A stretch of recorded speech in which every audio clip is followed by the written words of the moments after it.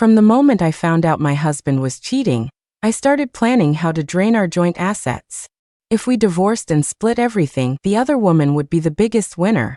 So I decided to run the company into the ground. If there was no money left, there'd be nothing to split.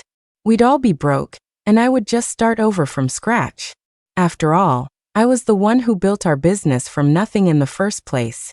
My husband just reaped the benefits, then had the nerve to complain that I was weathered and tired. The other woman was a relative of mine.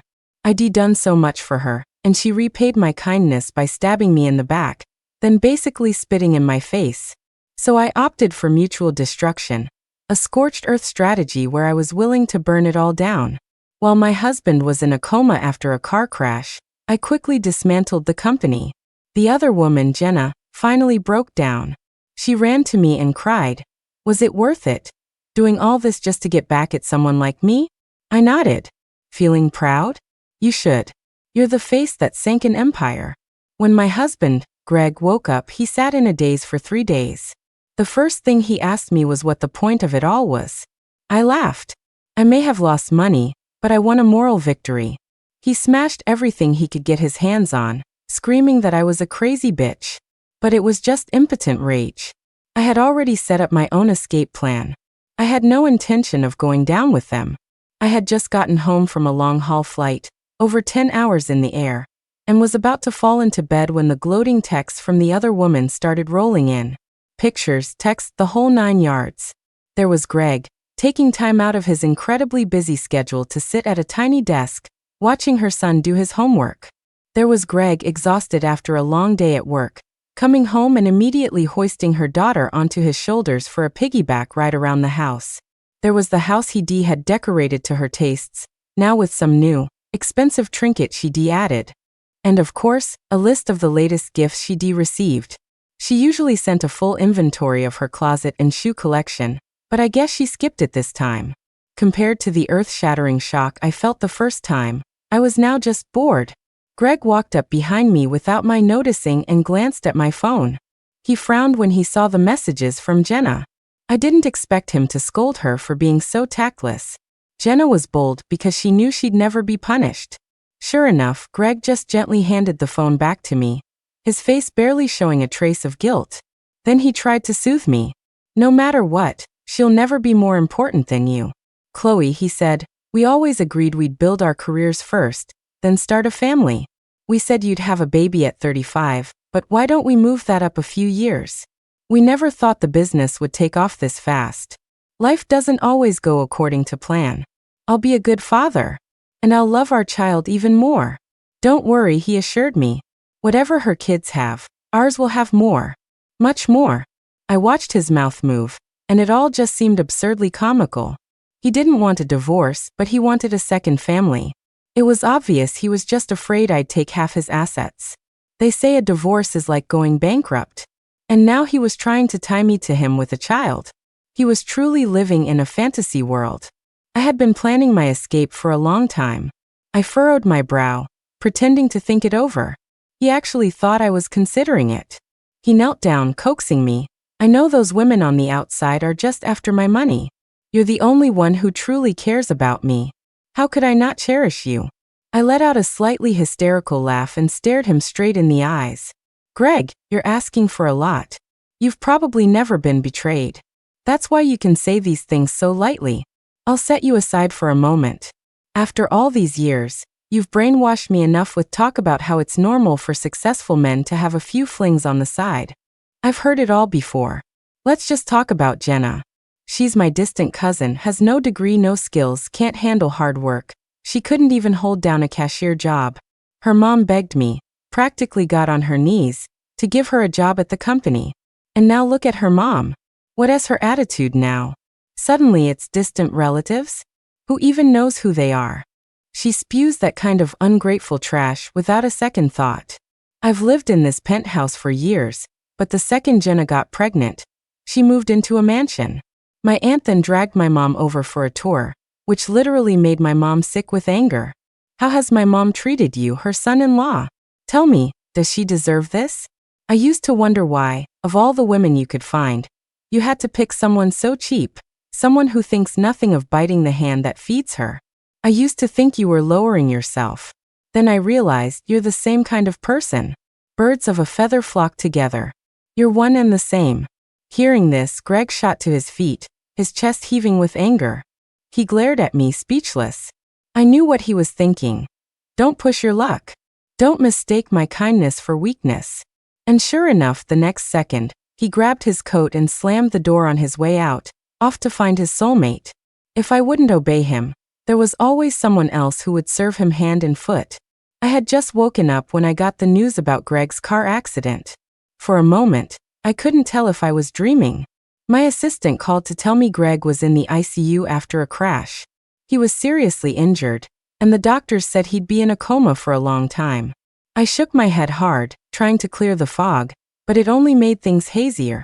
I splashed my face with cold water, and finally, it sank in. It was a godsend. This was my chance to make a move. This wasn't the script I had originally written for him, but who am I to argue with fate's perfect timing? I took a deep breath, letting the feeling of pure bliss wash over me. I began to execute the plan I had been brewing for so long, to bring down the company. First, I went through the legal motions. With Greg unable to perform his duties as the legal representative, I took over. At the same time, all the signing authority that represented actual control of the company fell into my hands. Then I got to work. First, I used all the company's liquid assets to pay out dividends. The shareholders had no objections. They had wanted a payout for years, but Greg had always strong-armed the board. I gave them 8 years' worth of dividends all at once. They were grinning from ear to ear. Not only did they get their entire investment back, but they also made a huge profit. With them happy, they didn't care what I did next. I had free rein. Second, I sold off all the raw materials and fixed assets. I used the money to give the employees severance packages. The compensation I offered was unheard of, a true golden parachute. That only used up part of the funds. The rest I needed to pay for breach of contract penalties. The company had several major clients, and I wouldn't be able to fulfill their orders. According to our contracts, I had to pay a penalty. With that, the company was basically gutted. Seeing the clients Greg had worked so hard for, the ones he'd gotten stomach bleeds from drinking to win over, all scattered to the wind, I felt an incredible sense of satisfaction. Making him poor was the same as breaking him. He had gotten used to a life of luxury and extravagance. A fall from that height would be a psychological blow he couldn't handle. I couldn't wait to watch him suffer. He treated his family as optional. Once his economic foundation crumbled, his whole life would collapse. I hoped he'd enjoy the experience. And I couldn't wait to see him and Jenna turn on each other like cornered dogs once the money was gone. I had a feeling they would. As a couple, we held the largest share of the company, so we got the biggest dividend payout. Now, how to waste this pile of cash? My first thought was to donate it, but I was afraid Greg would sue to get it back, claiming I'd disposed of it without his consent. So, I started buying up surplus produce from farmers who couldn't sell their fruit. Then I just let it all rot in a warehouse. I mortgaged the factory's equipment and land and blew through that money too. As for myself, I had been planning for this since I discovered Greg's affair 3 years ago. I had him buy me gold jewelry, which isn't considered a divisible asset in a divorce. I bought real estate for my parents and family, framed as voluntary gifts. Under the guise of investing, I had been siphoning small amounts of money into a branch in Africa. It was a mess on paper now. Honestly, even I could barely make sense of it. But the foundation was there, and I could still control it. I couldn't invest a large amount because Greg wasn't stupid. Money sent to Africa was essentially out of his control, and he wouldn't have stood for it. So I had to do it bit by bit, like an ant moving its home. Now our family's fortune was gone, but I had left a backdoor for myself, ready for my future comeback. Everything was done within the bounds of the law. Illegally transferring marital assets during a divorce is against the law, and I wasn't going to touch that. All that was left was to wait for Greg to wake up. I hoped he'd enjoy his new life, coming into the world with nothing and leaving with nothing. I really couldn't wait for the show to begin. I sat by Greg's hospital bed, one ear listening to my lawyer's update on the progress of clawing back marital assets from the other woman, Jenna, while using my other hand to arrange for the funds to be spent on backlogged agricultural products as soon as possible. Everything had to be done quickly. By the time Greg woke up, I wanted there to be not a single penny left. I sighed. It wasn't that I didn't feel a pang of regret. I had started this company from scratch, all by myself. I was the original founder. Was I happy about this scorched earth approach? Of course not. I just had no other choice.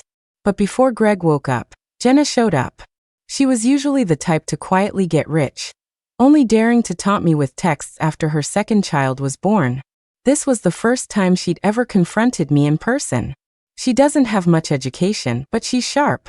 As a mistress, she's a high-level player. She stormed in, full of fury, but the moment she saw me, she couldn't meet my eyes. Finally, she mustered up her courage. "You're insane," she said. "You're just doing this to get back at me. Is it worth it? All this for someone like me?" At that moment, I was fiddling with a set of building blocks Greg had bought for her daughter. The second she finished speaking, I yanked out the bottom layer of the block castle. It collapsed with a clatter, leaving a pile of ruins. I looked at her and smiled. "This is what you call a beauty that topples nations. Like it? Feeling proud? You wanted Greg to divorce me and split the assets, but he couldn't do it. So I did it for him. Now you two can get married. Aren't you happy? And don't say it's just for you.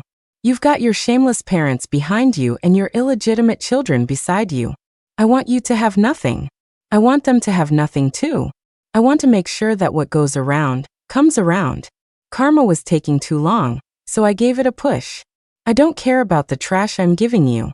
But I can't stand to see a conniving little person like you get ahead by doing nothing. You're mediocre. Your only talents are being thick-skinned and black-hearted. And for someone like you, I orchestrated this grand masterpiece. Don't you think life is just wonderful?" I looked at her with endless mockery, a constant smile on my face. I laughed so hard that tears started to well up in my eyes. She wiped away a tear of her own and spat out a threat. "You just wait until Greg wakes up. We'll see how he deals with you." I burst out laughing. When the tree falls, the monkeys scatter. A king without a kingdom is just a regular guy. When he wakes up, he'll be a nobody, unable to even fend for himself. Watching Jenna's retreating figure, I felt nothing but a sense of exhilarating release. The last bit of resentment vanished into thin air. A great man once said you must have the courage to smash the old world. In the final moments before the empire fell, I went to the most luxurious hotel on the Bund in Shanghai and ordered a table full of food. I stood by the floor-to-ceiling window, holding a glass of wine, gazing out at the bustling, vibrant city below. The Huangpu River flowed ceaselessly to the sea, day and night, flanked by towering skyscrapers whose light shows dazzled the eye. Decades of economic boom, and this was its glittering essence. Looking back, I was overwhelmed with emotion. Going back about 10 years, to the early 2000s, no one knew the hardships of starting a business better than I did. Greg and I were college sweethearts who got married with nothing to our names. There was no other way. I came from a poor family in the countryside. A classic story of a girl trying to make it. And he was just an average guy whose mom had been laid off and whose dad supported the family. We were in the same school, same department, same class. After graduation, we both got jobs at the same state-run company. After less than 2 years, the company started restructuring. To be considerate, they said they wouldn't lay off both of us, one of us could stay. In our small, dark, cramped apartment, we sat in silence. Finally, he took my hand. "I'll leave," he said. "I'm the man. I should be the one to go out and make something of myself." I shook my head. "This place isn't stable. This is just the first wave of cuts. Didn't your uncle say he could get you transferred? That's a real job for life over there. So I should be the one to go." Through teary eyes, Greg choked out, "Don't be scared. Whatever we have, we'll split it 50-50. I nodded slowly, my heart filled with both confusion and fear. I was an accountant at the state-owned company, but the work there was so specialized. As a materials accountant, I didn't even know how to fill out a check. Naturally, when I started looking for a new job, I hit a wall everywhere I went. I wasn't ready to give up. I took every interview opportunity one could find. One day, I ended up at a construction company far from home. The interview was at a construction site. It wasn't raining when I left home, but by the time I got there, it was pouring. I trudged toward the office, my feet sinking into the mud. Then I slipped and fell into a deep pit. At the hospital, they found a bone bruise on my knee and a torn ligament. I needed to rest. Money flowed out like water, and our savings quickly dried up. Greg started borrowing money from everyone he knew. I saw it with my own eyes. His lips chapped, his hands trembling as he passed the money through the payment window. But when he turned to look at me, his eyes were full of relief. It's strange. Life was so hard back then, but I never felt lost, disappointed, or in pain. They say poverty and illness go hand in hand. But there's another saying. After the darkest night comes the dawn. The construction company called and asked when I could start. I had been hired. I excitedly told them I just needed 2 weeks to recover, but I wouldn't be able to do any strenuous activity for the next 3 months. The doctor had actually said 6 months of rest. But I couldn't wait. We were in debt, and I couldn't just sit at home. My job was still managing materials. My predecessor had left a mess of the books, so I had to handle the daily operations while cleaning up his disaster. It was incredibly difficult, and I often worked late into the night, burning the midnight oil. I knew how hard this job was to come by, so I had no complaints. But sometimes the old accounting errors would inevitably cause me to make new ones. It made me panic. Yet I noticed the suppliers didn't seem to care. Some had competent accountants who would correct my mistakes others never even noticed. Later, a colleague told me that these bosses were all making a killing, with very high profit margins. I quietly took note. One of the suppliers, a man named Larry, was in the cable tray business. I realized his accountant was part-time, which led to frequent errors. When I made a mistake, he made a mistake. We often ended up sweating over the books together, and that's how we got to know each other. Later, Larry told me he was planning to open a retail store and wanted me to manage it as his agent. He asked if I was interested. The thought of quitting my job made my head spin, but the thought of making real money, big money, made my heart race. I went home to discuss it with Greg. He was clearly against it. We just paid off our debts. Can't you just take it easy for a while? I nodded without arguing, but the idea had already taken root. I quit my job in secret and went to work with Larry. I was in charge of sales at the storefront, while Larry went to construction sites to drum up business. My salary was a base plus commission. I soon found out that Larry had a small factory behind the scenes, making the cable trays himself. He wasn't an agent for a big southern factory like he boasted. But that was none of my business. I just quietly did my job at the store. To increase sales, my mind was constantly racing. It was simple. If my sales weren't high enough, my monthly salary would be even less than what I made as an accountant. I couldn't let that happen. I couldn't be a drag on our little family again. The pressure was immense. My hair started falling out in clumps. When sales were slow, I'd regret quitting my stable job. Eventually, I adjusted my mindset and stopped beating myself up. I learned on the job. In my free time, I asked around for marketing tips for the shop. But my experience was limited, and my methods were basic. Besides cable trays, the store sold other hardware products. Everything was neatly arranged and well stocked. But many customers would just come in, take a look, and leave. No matter how enthusiastically I greeted them, they remained aloof. In short, they were unwilling to share any information, and I couldn't get a conversation started. I was so anxious I got a cold sore on my lip. But there was something I could do. I started a logbook. I recorded the time, what kind of customer came in, what they were wearing, and what they asked about, all in detail. Then I'd give it to Larry. The first time I handed my work to him, the shock on his face was unmistakable. Then he slowly sat down and read it carefully, his finger tapping the table from time to time. After a while he looked up at me, his face lit with surprise. You mean these people are likely procurement staff from construction sites? I'm always running around sites trying to find clients, and you're giving me leads? I nodded. A huge smile spread across Larry's face. He said good several times in a row. My efforts paid off with Larry's success. Running sales at unfamiliar construction sites, he often struggled to find the right contacts and frequently came back empty-handed. With my guidance, he could quickly locate the decision makers and knew what they needed in advance. He didn't have to close every deal, just one extra sale was enough to boost the month's performance. At the end of the month, Larry gave me a bonus. "You're a real genius," he said. I didn't know whether to laugh or cry. My own sales hadn't seen much improvement yet. But seeing Larry's success gave me confidence in myself. After some time and experimentation, I realized that customers were most guarded when they first walked in the door. The most important thing was to get them to relax quickly and build a tiny bit of trust. I developed a script to lower their defenses. For instance, "You're my first customer today. I wonder if we'll be able to do some business together?" Don't underestimate that sentence, it actually conveys several layers of meaning. It was the result of combining practical experience with theory. As it turned out, my hard work paid off. My store's sales became the best in the entire hardware and electronics market. Much later, looking back from a high vantage point, I could see that I had laid the foundation of that building with my own two hands. Later, when Greg was throwing money around at parties and his mistress was buying shoes and bags worth tens of thousands, all that luxury was built on the painstaking, drop-by-drop accumulation of my early efforts.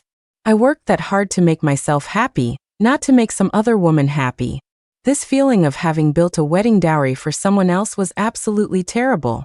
Even if Greg did play a key role later on, I wasn't completely against splitting the assets in a divorce.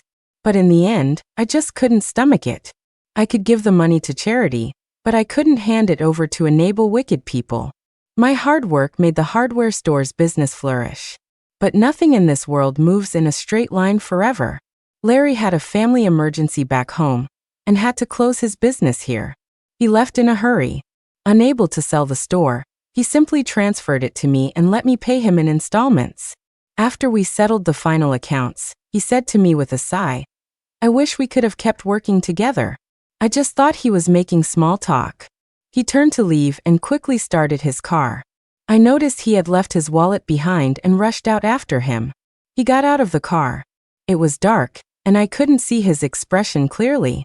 He took the wallet and suddenly said in a deep voice, "That wife of mine, all she knows is eating, drinking, and playing mahjong." It started with small bets, but then it got bigger and bigger, and she even got into serious gambling. I'm going back this time to clean up the mess and divorce her. Also, my brother's factory is doing really well, way beyond my small-time operation. He said he'd help me. With his capital and connections, plus my ability, I'm sure I have a bright future ahead of me. If, and this is a big if, everything goes smoothly for me, would you be willing to come find me? I stood there, stunned. His words were a lot to process. He explained further, "I mean, when the time comes, you come find me, and we can start by dating. What do you think? Knowing you, getting married right away wouldn't be out of the question either." "Wait," I interrupted him urgently. "I'm a married woman. What are you talking about?" He waved his hand dismissively. "The men around here, they act all high and mighty, but they don't have much ambition. They're content with their dead-end salaries and their cushy, secure jobs. I look down on them. I think with your talent, you're bound to be successful someday. It's only a matter of time before you and your husband go your separate ways." I was utterly shocked by his words, completely speechless. He glanced at me again. Loyalty is a good thing, but too much of it is just being stubborn. With me, even if you don't want to be a housewife and still want to build a career, I can help you cut 10 years off the struggle. Think about it. I'll wait for your answer. With that, he got back in his car and sped off, disappearing into the night. He left me standing there, dumbfounded. A moment later, a figure emerged from the nearby shadows. A low, hoarse voice called my name, "Chloe." It was Greg. I was shocked and surprised. I had no idea how much of my conversation with Larry he had heard. Larry and I had always been professional, never crossing any lines. I had never even thought of him in any other way than as a business partner. But this one time, in a moment of excitement, he had said those things, and of all people, Greg had been there to hear it. And how did he know I worked here? When did he find out? My head was spinning. I quickly invited Greg inside to talk. He nodded numbly and followed me in. First, I tried to reassure him. I said sincerely, "Larry is going back to his hometown and never coming back. He was just talking nonsense." We're just business partners. I've never thought about him romantically. Then, I quickly opened my messaging app and showed him my chat history with Larry. Everything on it was perfectly normal. Greg stared at it for a long time. When he finally looked up, his eyes were red, his expression a mixture of hurt and restraint. I hurried to explain why I'd changed jobs, laying out my thoughts honestly and offering a profound self-criticism. I said, changing jobs was a huge risk, especially since getting the materials accountant job at the construction site was already a big break. It was wrong of me not to discuss it with you. That's why I've been on edge this whole time, telling myself that failure is not an option. But I don't regret it. I've learned a deep truth. In life, if you're not moving forward, you're falling behind. While you're resting, content with an ordinary life, there's always someone out there fighting, striving for more. Greg thought for a moment, then nodded slowly. That's how exceptional people think. I was too satisfied with the status quo. He sighed deeply, full of emotion, and looked at me with admiration. There was also a hint of feeling inadequate. I shook my head and took his hand. You've been my stable rock through all of this. Then I added, I'm just getting started, I'm far from exceptional. You're speaking too soon. I don't take compliments well. He said thoughtfully, I'll work hard to be better too. I won't let you look down on me. I promise. Just as I am proud of you, I'll make sure you're never ashamed of me. And so, our relationship became even stronger than before. See, his thinking was so simple back then. He just didn't want me to look down on him. But later, everything changed beyond recognition. Years later, when Greg was juggling women, treating his home like a hotel and his marriage like a joke, I would always remember that evening. I could feel that what Larry had said, after holding it in for so long, was no joke. When I was young, I could have used my own abilities to take a shortcut. What I rejected was more than just the thrill of an affair. I gave up a ladder to climb higher. If I had been willing to lower my moral standards, I could have saved myself a lot of hardship in the future. The temptations outside of marriage came one after another, but I held firm to my family and my principles. So when Greg got rich and turned bad, easily abandoning his moral compass, I just couldn't understand it. Is it really that hard to be faithful to one person for a lifetime? I did it, didn't I? When it was his turn, why couldn't he? The day Larry left, Greg happened to show up, so I laid all my cards on the table. It was a relief, in a way. I was tired of constantly lying about being at my old job. I brought my younger brother, Leo, over from our hometown. After graduating from a community college, he'd found a job in our local city. This time, I specifically asked him to come and help me. He watched the store, which freed me up to visit construction sites. All our money was tied up in the business, so I couldn't afford a car. In the beginning, I actually took the bus to make sales calls. After getting off the bus, I often had to walk a long way to find the construction site. I was exposed to the elements, often hungry and exhausted, and had to travel long distances.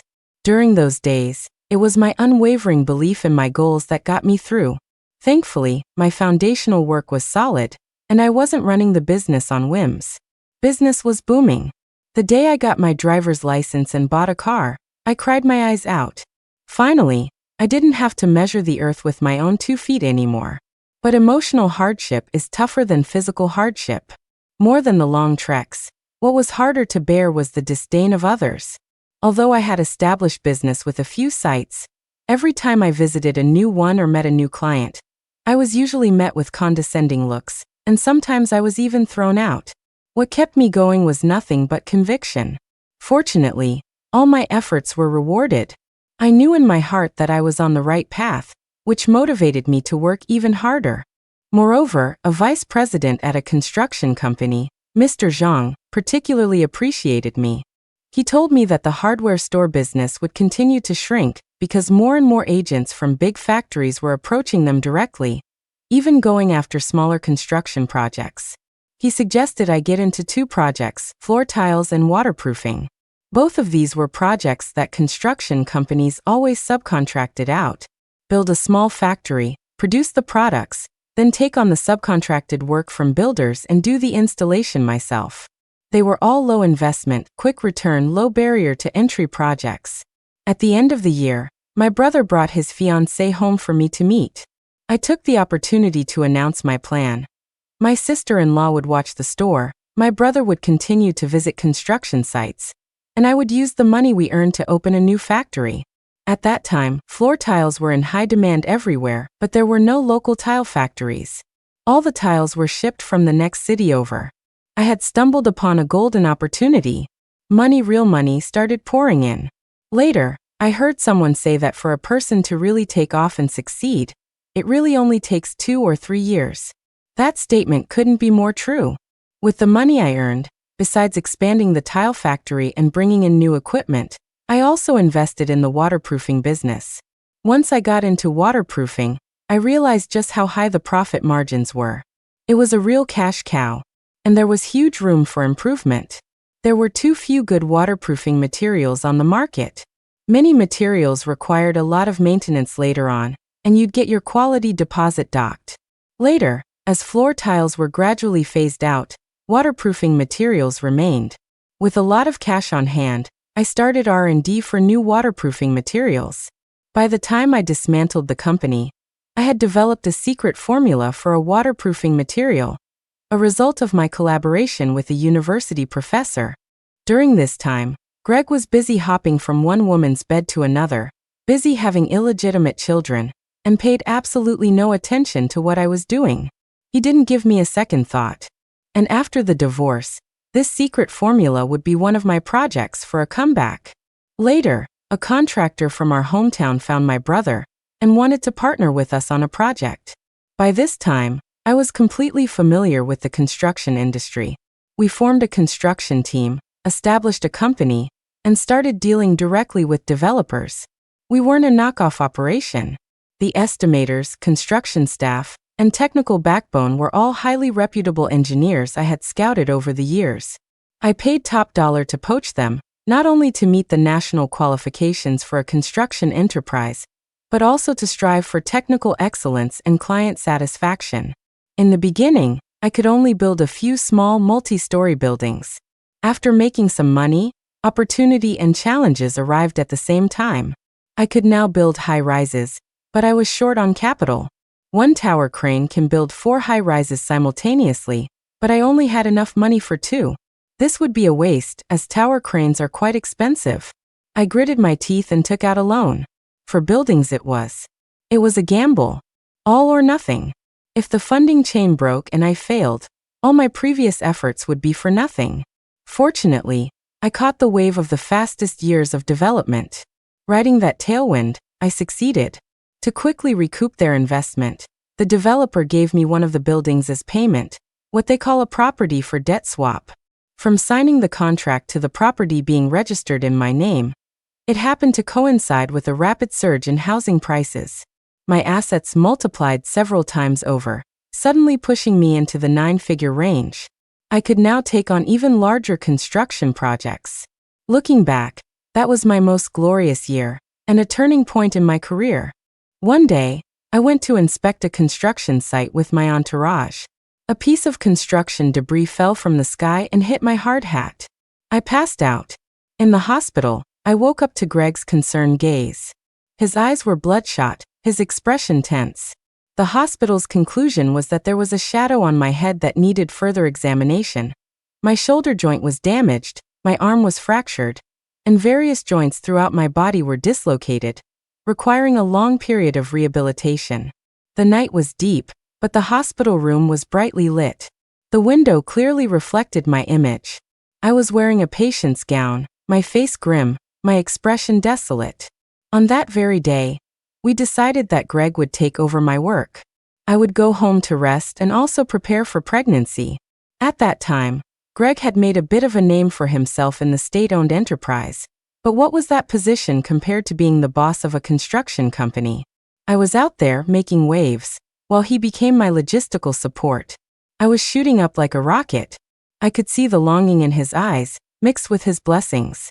I could sense his unwillingness to be left behind, but he never said anything. This incident was no accident. I had risen too fast and gotten in someone's way. Greg would now have to face the same dangers I did. We had a long talk. I said, I want to entrust the company to you. I have hundreds of employees who depend on me for their livelihood. We can only move forward, not back. I want to find someone capable to lead them, and you're more suitable than Leo for that.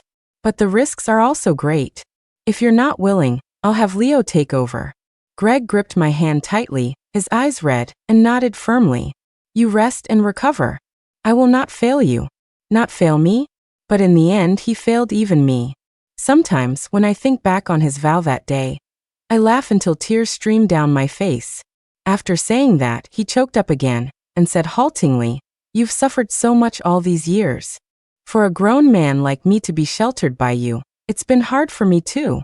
Now it's my time to step up. Don't worry. I will make the company bigger and stronger. I will be a man who stands tall. I know a lot of people are laughing at you, a woman out there fighting. Their words mock my incompetence.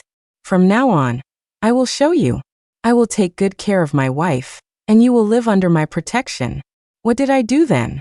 I was moved beyond words. Thinking about it now, it's just utterly ridiculous. He ended up taking very good care of his mistress and her family. He used me as a stepping stone to climb to a higher peak, and from then on, he never thought about taking care of me. He figured I could take care of myself. He saw more people and more things, and from then on, I was no longer in his eyes. How times change. I began a life of semi-rest. After the initial treatment, I started a long period of physical therapy. After the first phase of rehab, my doctor advised me to live as normally as possible. Even though a lot of activity would make me uncomfortable, I had to grit my teeth and persevere. I wanted to travel to clear my head. Greg was supportive. He picked things up quickly. As expected of an elite trained by a large corporation, his management was more thorough, more detailed, and better at rallying people than mine. Compared to his refined management style, mine did have a bit of an amateurish feel. But I was still leagues better than the other contractors. As a result, our construction company became formidably strong. After surviving intense and even brutal competition from our peers, Greg finally integrated successfully into the company, becoming the chairman in the truest sense. When it was time for year-end bonuses, he didn't buy anything for himself. He only asked me what I wanted. I said all these years, I've owed my family too much. I want to improve their living conditions. Without a second thought, he bought a large house for my parents and a pile of jewelry and luxury goods for me. As for my brother, he had his own shares, but Greg still gave him a generous gift. I said to Greg sincerely, This is enough jewelry and luxury goods. Don't buy any more next time. It's enough for appearances. You'll be going to more social events in the future. We should buy some things for you. He was so moved he pulled me into a hug, filled with emotion. To have a wife like you. What more could a man ask for? I smiled and hugged him back tightly, our hearts close. I don't care about these things. My sights are set on the stars and the sea. His chest vibrated with laughter. I get it, honey. You want a yacht. Only a yacht can satisfy your desire to see both the stars and the sea. We both burst out laughing again. That was probably the best time in our relationship. As for what came later, there was no later. The money I didn't spend, another woman helped me spend, using my hard-earned cash to buy luxury goods lavishly. And the yacht. We bought it, but we only took it out a few times. By then, my joints were already bad, and the sea breeze made them ache so much I could barely stand. And so it was this yacht, which failed to witness the fulfillment of our vows, that instead witnessed the entire process of Greg's corruption and fall. As for how many women had been on that yacht, I'd lost count. But at that moment, I was glad I had made that decision. Greg was not only able to hold his position as chairman, lead his capable team, and balance various relationships. Most importantly, he could get along with the heads of the development companies. To be honest, the construction industry is a man's world. As a woman, if I wasn't willing to use my charm, I would just be marginalized. Greg was different. His career in the state-owned enterprise had perfectly honed his skills in handling interpersonal relationships. He navigated all sorts of dinners and drinking parties, and indeed secured many projects for the company. The company expanded rapidly, and our assets grew quickly. On Greg's birthday, we gathered the whole family, raised our glasses in a toast, and cheered together. 10 years of hard work had finally paid off. All our friends and family were happy for us. What I didn't expect was that this gathering would be our last happy one. After that, we would never again gather together on good terms. At the time, it just seemed like an ordinary day. When it comes to building a business, I went from 0 to 1, and he went from 1 to 10. Which is more important? The answer is obviously the former. But Greg clearly didn't see it that way. He got arrogant very quickly. He thought that apart from being able to endure hardship and having good luck, I had nothing else. In reality, if I had taken a single wrong step over the years, I would never have gotten to where I was.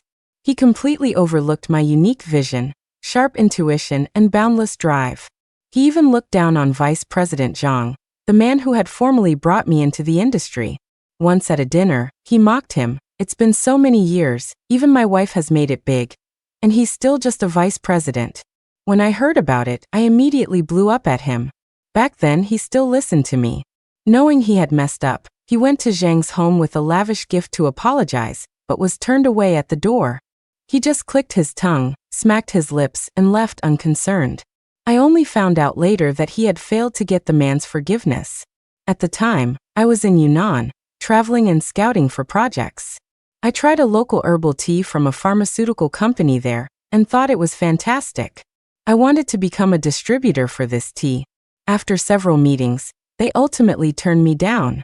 Besides the deposit and other financial requirements that I could meet, they required 5 years of experience in the fast-moving consumer goods FMCG industry. I thought about it for a long time and decided to start from scratch again, officially entering the FMCG sector. If I couldn't work with the big manufacturers, I would start as a distributor for smaller factories. Once I had enough experience, I would approach the Yunnan pharmaceutical company again. At the same time, I immediately bought shares in that company. I was optimistic about their business prospects. In just over a year, their stock price doubled. Later, I would reflect on this with great emotion. Even while I was seriously ill and recovering, I never stopped creating value and increasing our family's wealth. But all of that was just paving the way for Greg's affair. When it came to spending money, I was no match for him. The first time I heard he was cheating, I couldn't believe it. I thought they were just rumors. Then a photo was sent to my WhatsApp. I had so many contacts at that point, I couldn't even remember who this person was. In the photo, at a dinner party, a slender, fashionably dressed girl was sitting on Greg's lap. The look in his eyes as he gazed at her was one of infatuation. I scoffed internally. It was just a matter of camera angle. Greg wouldn't betray me. I knew the social scene was messy, but I trusted Greg. Besides, who would be so kind as to send me this information? I didn't believe in such good Samaritans. I was proven wrong so quickly. Soon after, a video arrived. An SUV was parked on a tropical beach. Greg and a girl got out of the car. Greg, with a look of delight, opened the trunk and looked expectantly at the girl beside him. She gasped, covering her mouth in surprise. The camera zoomed in. The trunk was filled with a stunning arrangement of flowers of all kinds, dazzling, brilliant, exotic. Many of them I had never seen before. The moment the trunk opened, a firework shot into the air. The handsome couple looked up at the sky, the sound of waves crashing in the background. When the fireworks faded, Greg, like a magician, produced another bouquet of flowers and handed it to the girl, who was beaming with continuous surprises. She accepted the flowers with a shy smile, her slender, fair hands like delicate green onions. I couldn't help but look at my own hands, rough and calloused. If I neglected them even a little, they would get hangnails, rough enough to snag fine silk. These hands had touched stainless steel flanges, pipe elbows, cable trays, and all kinds of nuts and bolts, but they had never touched delicate flowers. And it wasn't over. There was a bonus clip at the end of the video. Guided by Greg, the girl found a ring in the bouquet. Greg carefully slipped it on her finger, and she jumped for joy. I never thought something as sacred as a vow of love could be displayed in such a setting. Greg had reached a new level of shamelessness. The feeling of sorrow was instantly replaced by rage. I messaged the person who sent the video. "Who are you?" The person confessed. She was the original Mistress, and the girl in the video was Mistress number 4. The original was upset about being replaced and decided to report it to me, the wife. In a fury, I booked the next flight to where the cheating couple was, only to find they were already gone. The beach scene had been the grand finale of their trip. I stared at the discarded firework shells on the beach, blackened and pathetic. They seemed to be mocking me. My anger reached its peak. I flew back home. As I walked through the door, Greg came out of the kitchen holding a large bowl of beef soup. What a picture of domestic bliss. What a perfect family man. It had only been a few hours, yet he could switch between roles so effortlessly. I walked up and slapped him across the face. The sudden impact made him lose his grip on the soup bowl. It crashed to the floor, shattering into pieces, soup splashing everywhere. He froze, completely stunned, and didn't react for a long moment. I walked briskly up the stairs. He stood below, looking up at me, and called out, "Honey, what happened?" I came back down, stood before him, and reached out to pick a piece of confetti from his hair. It still smelled of gunpowder from the fireworks. I placed it in my palm and flattened it out for him to see. His face changed color in an instant. After that, he apologized endlessly, repented profusely, and swore he would never do it again. "Honey, I'm sorry, I'm so sorry. I'll change, I promise I will," he said, his body trembling as if he truly couldn't bear to lose me. I said calmly, "Fine. Then I'll deal with the mistress. You stay out of it." He fell silent, his body stiff as if nailed to the floor. After a long pause, he said, "Honey, can we just let this go? I'll take care of our family from now on. I'll be good to you." I asked, "Why should I believe you? Do you have any credibility left?" He sounded like he was about to cry. "What do you want me to do?" Hatred churned inside me, but my voice remained calm. "Show me some sincerity." He nodded eagerly. "You name it, I'll do it." A mocking smile touched my lips. "Write a letter of guarantee. State in it that you cheated and that you're confessing of your own free will." I knew this letter would give me a slight advantage when it came to dividing assets in a divorce, but not much. But for now, I didn't know what else I could do to benefit myself. He said, "Okay, I'll write it." As he wrote, I added, and at the end, add a sentence. "If you do it again, you'll leave with nothing." He looked up at me sharply, his face a mask of disbelief. He refused. I nodded, understanding. That was the extent of his sincerity, the limit of his apology. He was already preparing for his next mistake. He was a snake. I couldn't blame myself for being ruthless. I turned and walked upstairs. He was still shouting behind me, "Honey, we can talk about this. Don't go, let's discuss it." I ignored him. But then a thought occurred to me. Did I really want to rush into a divorce like this? No. I needed to retreat in an organized, planned manner. So, I turned around and faced him again. "So, if you do it again, how do you plan to punish yourself?" He took my hand, saying earnestly, "Honey, I won't do it again." I let out a small, sharp laugh. "We're negotiating a contract right now. The subject is how to maintain our current marriage. As the guilty party, what are your penalty clauses?" We had reached this point. What was the use of pretending to be affectionate? He hesitated for a long moment before saying, "If I do it again, you get an extra 10% of the assets in the divorce?" He asked tentatively. I laughed out loud. "I have proof you cheated. Even if this goes to court, I'm entitled to a larger share anyway." His face paled slightly, but he continued to negotiate. "How about 20%? I was losing patience. "You're a grown man. What's with all this dithering? Don't have faith in yourself? If we divorce, I want half of your share of the assets. What do you say? Dare to put that money on the line as a guarantee?" He hesitated for a long time, but to get through the moment, he had no choice but to sign the agreement. This was just the first step. It was a temporary truce. Since he hadn't met my initial condition, I wouldn't be merciful to the mistress. I hired some people to teach her a lesson, humiliating her in public and making sure she couldn't work as a model anymore. But it was useless. This mistress was a pro. She knew how to handle wives like me and had a very high tolerance for pressure. On the surface, she looked pathetic. Someone sent me a video of her getting her hair pulled and being verbally abused. It was all meant to shame her, but in the final shot of the video, she straightened up, flicked her hair, and had a look of complete indifference on her face. She lost her job, So Greg started supporting her completely. He kept saying he would change, but it was all just talk. He had probably already calculated it. By giving up half of his share upon divorce, he could placate me and give me a sense of security, so he wouldn't lose me. Why was he so keen on keeping me? Because I was capable and valuable. Business has its ups and downs, people have their highs and lows. If he ever faced a setback, I could support him. The best case scenario for him was for me to turn a blind eye, to slowly boil the frog and tacitly accept his cheating, while he kept all his assets in me, his powerful ally. The worst case scenario was that he couldn't appease me, and we'd divorce. But with the capital he had left and the experience and connections he'd built over the years, he could easily make a comeback. Climbing up by stepping on someone else's shoulders is always easier. I was his stepping stone. The more I thought about it, the more resentful I became. The wives in our circle all kept in touch, forming a network. They were the ones who told me that Greg had started supporting the mistress completely. At this point, the only thing I was thankful for was that I would no longer be deceived by Greg.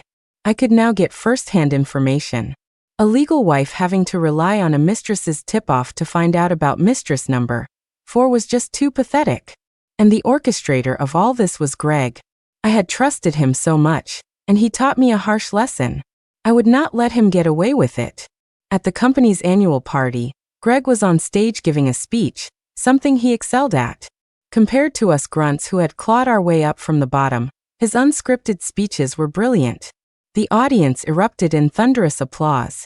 A short while later, just as Greg was reaching the climax of his speech, the huge screen behind him suddenly started playing that video. The one of him and the mistress on that romantic beach. Greg was in the latter half of his climax, about to wrap up, when he noticed the audience's response was not what he expected. He followed their gaze and turned around. After watching for a moment, he quietly turned back, his eyes fixed on me. He wasn't furious, nor was he ashamed. The anger and blame in his eyes shot towards me like arrows. I watched the scene unfold with a calm smile on my face. I knew in my heart that this was it. Greg and I were officially done. He wouldn't think he was wrong. He deserved this. He would only blame me. It was a matter of character. It was a separate issue from whether or not he could resist temptation. The originally lively atmosphere in the room turned deathly silent. No one knew what would happen next. I sat there silently, unmoving, watching Greg stand on stage, trapped and embarrassed. But Greg was a capable man, and he had a team of capable people under him. A newly hired vice president, known for being a smooth operator, was called upon to handle the crisis. He walked onto the stage and tried to smooth things over. Let's also ask the missus to say a few words. After all, she's the company's founder. We're all here today because of her. His words were a clear message, telling me to be the bigger person, to consider the big picture. I walked onto the stage and took the microphone. In a mix of real and feigned emotion, I suddenly choked up. I said, I believe that in this company, when it comes to dedication and contribution, the person who most deserves the flowers and applause is me, not some woman I don't even know. After that, feigning being too emotional to speak, I walked off the stage. Now everyone knew. Greg and I were completely finished. There was no turning back. The vice president stood beside me, stunned. He never expected me to take such a scorched earth approach. Having taken things this far, my natural next step was to kick Greg out of the chairman's seat. I couldn't say it outright, so I had to act out, cloaking my intentions in a fit of jealousy. This tactic was far more clever than formally demanding his resignation. Greg probably couldn't guess that I was also afraid of divorce, not of losing him, but of him walking away with capital and connections. I had worked so hard, starting from nothing, only to share the fruits of my labor with him. It was too easy for him. That was something I could never accept. Even if he only took a quarter of our assets, I was afraid he'd use it to launch himself to new heights. I refused to be someone else's stepping stone. That's just the kind of person I am. After the public spectacle I made at the annual party, Greg really couldn't hold on to his position as chairman. A public fallout with his wife, whose brother still held a significant stake in the company, he couldn't stay. So he proactively resigned as chairman, returning the position to me. I thought my scheme had succeeded, but Greg was no fool. I wouldn't be able to sit securely in this position for long. I quickly understood why. The company's business had expanded significantly, and there were many clients I didn't know. Greg had already cultivated relationships with all of these partners. Now I was in a bind. New clients were giving me a hard time, and several board members and employees were waiting to see how I'd perform. Many contracts had deadlines, and I couldn't solve these problems in a short amount of time. I began to realize I had miscalculated this time. Greg had outplayed me. But it didn't matter. The game was far from over. Greg offered an olive branch at the right moment, and I took the easy way out. He was reappointed as chairman, but I got to appoint the chief financial officer. This made the finances transparent, and his spending would be reined in. In other words, it would be nearly impossible for him to lavishly support a mistress in the future. This was his guarantee to me, his show of sincerity. For now, I had to retreat and plan my next move. Greg did behave himself for a while. Frankly, whether he behaved or not, I couldn't be bothered to care. As long as he didn't touch my money, I could take my time planning my next move. As for him as a person, after getting to know him on a deeper level, I felt like I had never truly known him at all. I just treated him like a stranger. All those good years we had were just a joke. But it didn't matter. The world is a chaotic stage, and everyone runs into a few scumbags. Later, Mrs. Chow, a friend I was relatively close with, came to talk to me. She was always sincere. "You might feel like you've gotten your revenge," she said, "but you've also erased any guilt the man might have felt. As wives, when we have an excellent man by our side, we have to learn to handle him like a kite, knowing when to let out the string and when to pull it back in. That's the only way it can last." Then, as if remembering something, she had a realization. "Oh, you're different from us. In your family, you're the one who started from scratch. So it's only natural that you're not willing to accept this." She hesitated, then added, "But you have to think about the illegitimate child. Don't let him have a son over there before you even have a child of your own." I asked, confused, what illegitimate child? As far as I knew, these young models, to put it nicely, were just aspiring models. The real ones wouldn't stoop to this. These aspiring models were serial mistresses. They had their own strategies. When they encountered a determined wife like me, they knew they wouldn't get much, so they'd grab what they could and leave without a fight.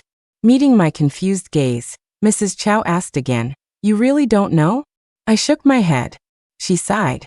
"That cashier in your group, Jenna, the one who's related to you, is now your husband's secretary." "Pfft, what secretary? When there's work, the secretary does it.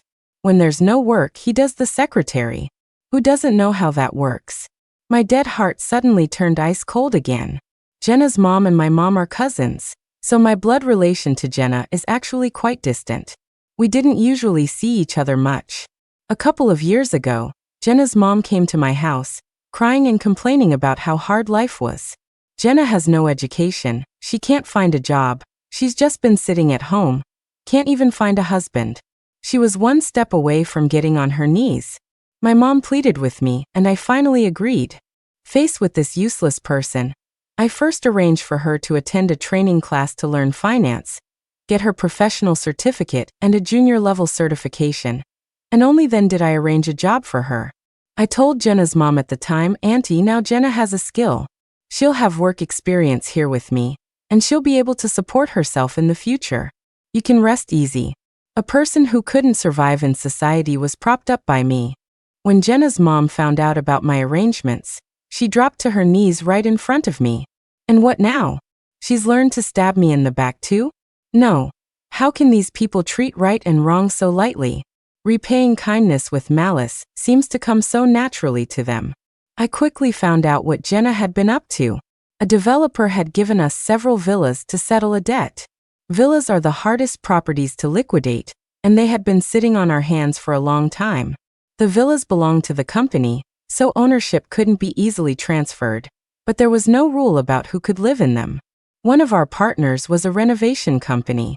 Greg used a quid pro quo arrangement, having them renovate the villa for him in exchange for funneling business their way elsewhere. Then he used his own salary to support Jenna. What a brilliant move. I almost had to admire him. I also dug into how Jenna got close to Greg, trying to know my enemy as well as myself. In fact, ever since Greg started having a string of women, Jenna had gotten ideas. So she started making moves on him too. Greg was one of the few wealthy men she could get close to, delivered right to her on a silver platter by me.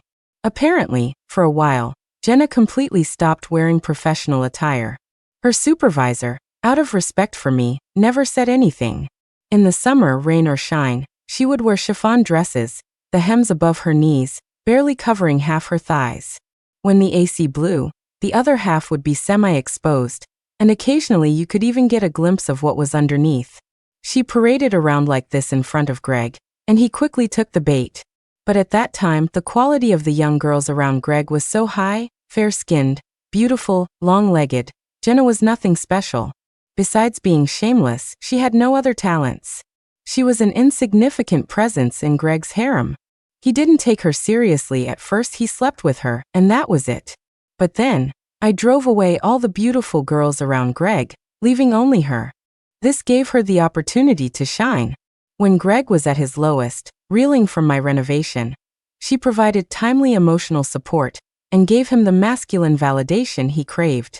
This greatly elevated her status in Greg's eyes, making him willing to set her up in a house, have a second family with her, and even have children. One time, I happened to run into Greg taking Jenna to a party. I stood outside their private room and heard Jenna chattering away in a cloying voice. "My dear Greg is so tired, he's under so much pressure. What's wrong with relaxing a little? She's so controlling. If she's so capable, why doesn't she do it herself? Even I, as her sister, can't stand her temper. What kind of woman is like that? Always making trouble for her own man. What good does that do her? If you ask me, people should discuss things behind closed doors. Why air your dirty laundry in public?" My Greg respects her, but she doesn't appreciate it. The more he respects her, the more she acts up. They all burst out laughing. Greg's voice was lazy and roguish. "I just like young, fresh girls. What can I do? She's a washed-up old hag. She disgusts me." Then he touched Jenna's face. "Jenna isn't exactly a beauty, but she has a feminine charm. She's understanding. I'm content. If my wife were half as gentle as Jenna, we wouldn't be in such a mess." Jenna being touched in public like that cooed Greg.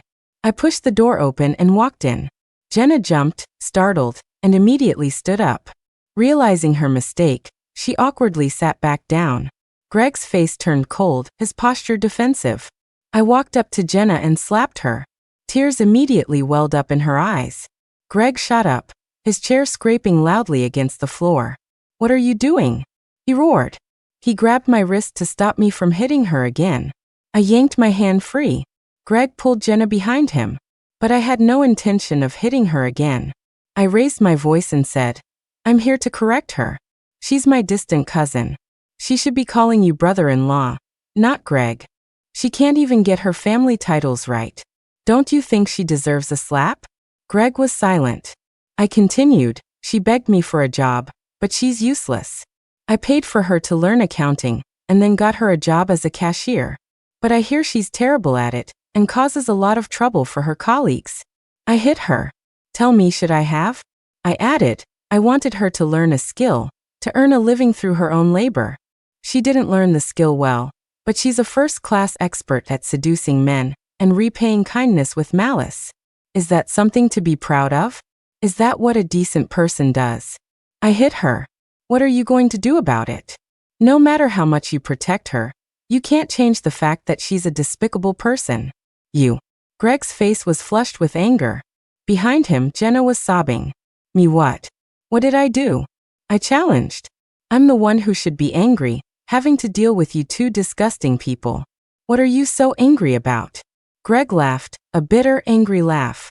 Right, you're the greatest person in the world. Your character is so noble. We're not worthy. I sneered. Character is something for others to judge, not for you to praise yourself. But my character is certainly not for you to judge. So shut your filthy mouth. I quickly went home. My parents, whom I had moved to the city to live with me, probably knew everything by now. My mother was asleep. My father pulled me aside. Listen to me, and don't fly off the handle. The other day, your aunt took your mom out. She said your brother-in-law bought Jenna a villa, and the decorations were incredibly lavish. She wanted your mom to go see it. They're really gloating, aren't they? The things they said were so nasty. Said you couldn't keep a man, that Jenna was the capable one. You know, we're just ordinary people. How did they learn to change their tune so fast? It's like they're acting in a play. Your mom got sick from their taunts. Her blood pressure shot up as soon as she got back. She kept saying it was her fault, that she let the wolf in the house. I quickly reassured my father. Tell Mom that Greg is no good, and Jenna is just one of many. I can get rid of her whenever I want. I'm just too lazy to deal with her right now. I have a plan, don't worry. My parents have always relied on me. Hearing this, my father nodded. Your mom and I will look out for each other. But you have to be careful. Learn to let go. You have to give some to get some. And if worst comes to worst, you still have us, and your brother. I nodded. I know. I pushed open my mother's bedroom door. The old woman was curled up asleep on the bed, a faded, old-fashioned blanket covering her. She had been frugal her whole life, never willing to replace anything. The splendor of the villa must have been a shock to her. Now her hair was white, her brow furrowed as if troubled by something. That day she was dragged to see the villa was probably a nightmare she would never be able to shake. Suddenly, my heart felt empty, my mind a vast, gaping blank. It was in that moment that I made up my mind. I would destroy the company, leave the scumbag couple with nothing. Let them end up with an empty basket after all their scheming. Even if it meant sacrificing my own share, I was willing to burn it all to the ground. And so, that led to the scene I described earlier, of me bringing the company to ruin.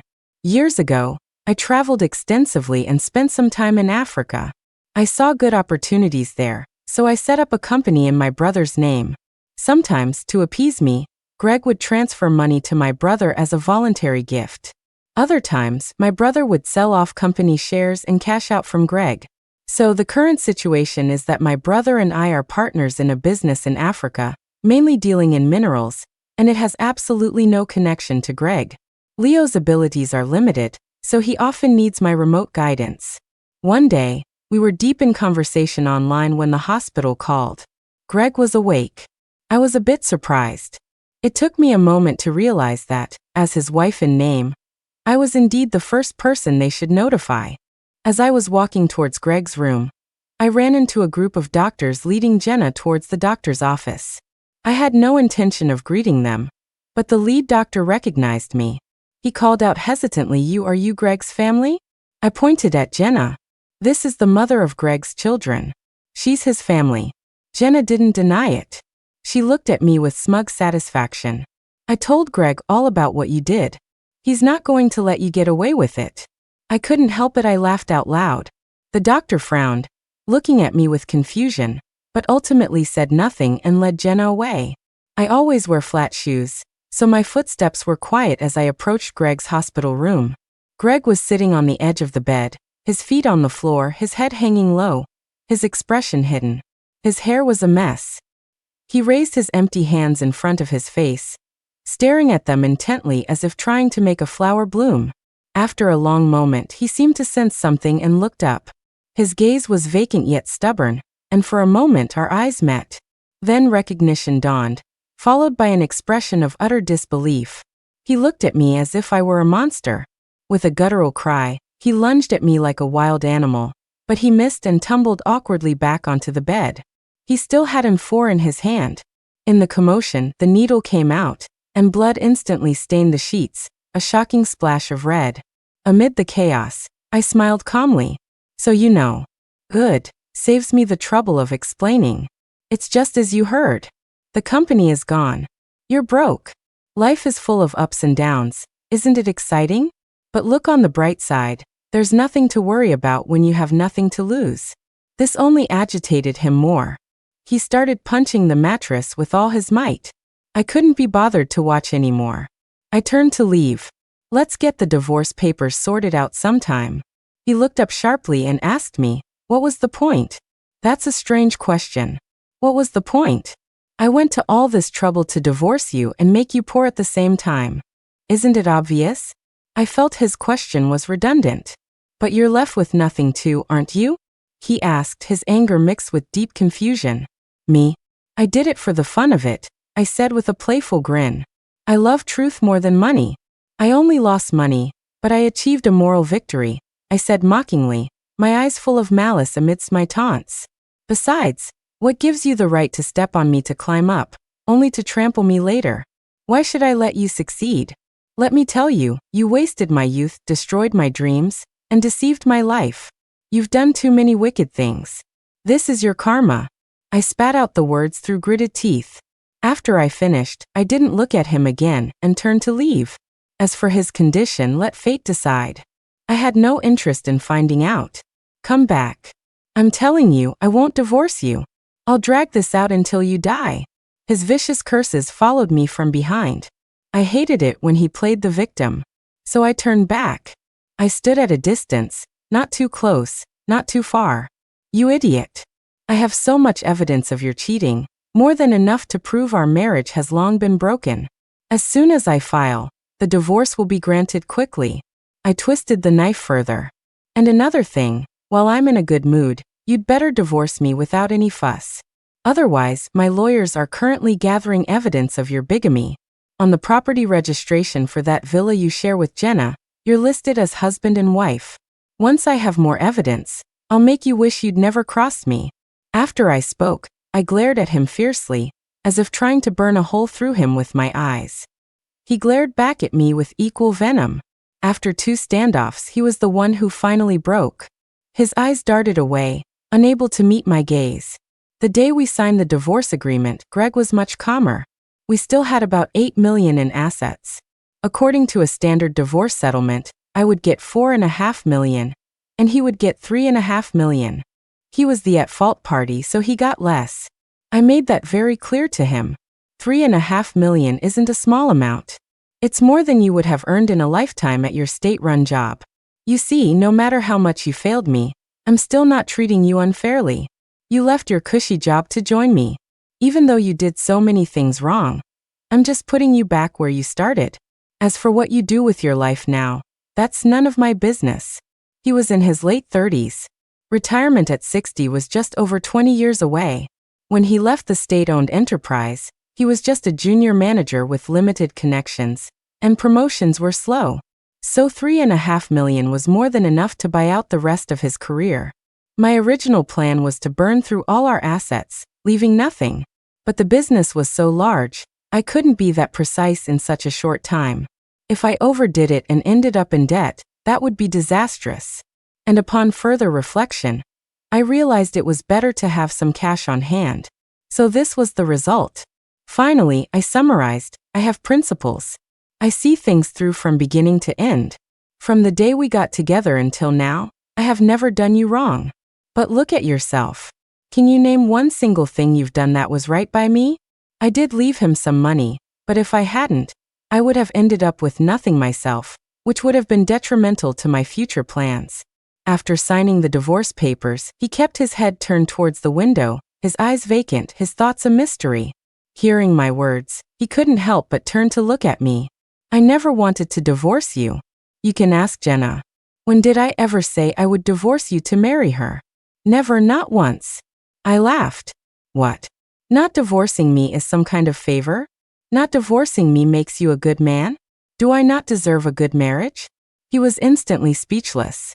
Only after the divorce was official could I focus on my own business. I contacted some of my old clients and offered to take on their waterproofing projects. At first, they were hesitant and non-committal, but I had the new formula I had developed earlier, so I was confident. I made them an offer they couldn't refuse. I increased the quality assurance deposit from 10% to 25%, with a 5-year guarantee against leaks and a guarantee for repairs for the next 5 years. Otherwise, they could keep the deposit. The day I signed the contract, I left the client's office. Seeing it was still early, I decided to visit a new potential client in the building next door. I got out of the elevator and had only taken a few steps when I saw Greg arguing with the receptionist. The secretary said with irritation, "I've told you, it's useless no matter how many times you come. Without an appointment with Mr. Sun, I'm not letting you in." Then, the secretary shot Greg a look as sharp as a knife. It was a look full of contempt and disdain. Greg, who had been about to argue further, suddenly deflated. He visibly wilted like a punctured balloon. Compared to 6 months ago, his circumstances were worlds apart. He was startled when he saw me. Afraid I would see his pathetic state, he quickly turned and fled. The secretary let out a sigh of relief, glanced at me, and said casually, "That guy is so thick-skinned, he just won't listen. Please come with me. The meeting room is ready for you." Mr. Sun himself received me. "I hear you have some excellent waterproofing materials. I happen to have a big project, but first, you'll need to do a few small trial projects for me. Do you agree?" "Agree?" Of course I agreed. I left the new client's office feeling triumphant. I got an important call on my phone. In no hurry to leave, I found a quiet corner in the building to take it. I listened as the person on the other end spoke. Suddenly, I glanced over and saw Greg squatting nearby sobbing. It was a low, whimpering sound, his chest heaving. It looked even more sorrowful than loud wailing.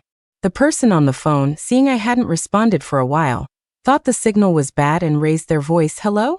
Hello." The loud voice startled the weeping Greg. He looked up and saw me, and was instantly flustered. He couldn't pretend anymore. He hastily wiped his tears and tried to make a run for it. But he realized the only escape route was blocked by me. He walked towards me flustered.